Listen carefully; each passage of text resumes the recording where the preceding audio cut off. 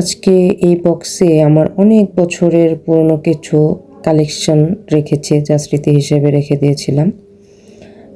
এই যে ফ্রেমটা দেখা যাচ্ছে, এটা আমি 2011 সালে কিনেছিলাম 550 টাকা দিয়ে। আর এই পাখির দোলনাটা নিয়েছিলাম দিনাজপুর স্বপ্নপুরী থেকে 2014 সালে 100 টাকা দিয়ে।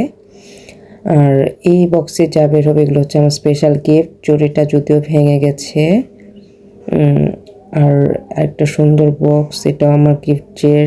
কানের দুল, ব্রেসলেট। এরপর এটা হচ্ছে আমার দাদির ব্যবহৃত একটা জিনিস ছিল। দাদি মারা গেছেন 2013 সালে।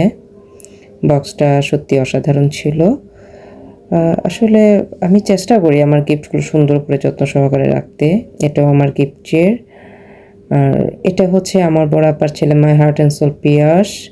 এটাও আমার গিফটের। এই যে দেখা যাচ্ছে 2টা টিপের পাতা, এগুলো আমার গিফটের। এগুলো ওই সময় ছিল 2 টাকা করে। এগুলো আসলে আমি যত্ন সহকারে রেখে দিয়েছি, কারণ এগুলো আসলেই এখন আর খুঁজে পাওয়া যায় না। এগুলো একটা সময় হকাররা নিয়ে আসতো। আসলে আমি চেষ্টা করেছি। সেই 2007 সালে গিফটগুলো পেয়েছিলাম, যা আজও যত্ন সহকারে রেখে দিয়েছি। এখন চলছে 2025 সাল। এরপর ছোট্ট একটা গিফট, এটা কাচের ভিতরে ছিল, বাট কাচটা ভেঙে গেছে, কিন্তু কাচের টুকরোগুলো আমি এখনও যত্ন সহকারে রেখে দিয়েছি। যদিও কাচগুলো এখানে নেই, ওটা অন্য জায়গায় রাখা আছে। এই টু পিসটা, এটাও হচ্ছে আমার স্পেশাল গিফটের মধ্যে একটা। এটা দিয়েছিল আমার একটা ফ্রেন্ড। আমার কলেজ লাইফে আসলে তেমন কোনো ফ্রেন্ড সার্কেল ছিল না। 2টা ছেলে ফ্রেন্ড ছিল, একটা মেয়ে ফ্রেন্ড ছিল, প্রীতম, শাওন এবং সুমি। তো তার মধ্যে থেকে প্রীতম এই গিফটটা দিয়েছিল আমাকে। সুমি একটা গিফট দিয়েছিল, সেটা অন্য জায়গায় রাখা আছে। আসলে গিফটগুলো আমি যত্ন সহকারে রাখারই সবসময় চেষ্টা করি। এই ফটোটা হচ্ছে আমার সবচেয়ে ফেভারিট একটা ড্রেস।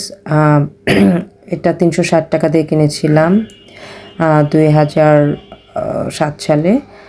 আর এই স্কার্টের উপরের অংশটা এখানে নেই, বাট স্কার্টের সাথে ম্যাচ করে এই ফটোটা কিনেছিলাম 360 টাকা। আর এই স্কার্টটা আমাকে বড় আপা ছোট আপাকে কিনে দিয়েছিল 900 টাকা দিয়ে। আর এই কানের দুলটা যদিও ভেঙে গেছে, বাট কানের দুলটা অনেক সুন্দর ছিল। একটা সময় গিফট দেওয়া নেওয়াটা আমার তেমন পছন্দের ছিল না, তবে এখন দুটোই ভালো লাগে।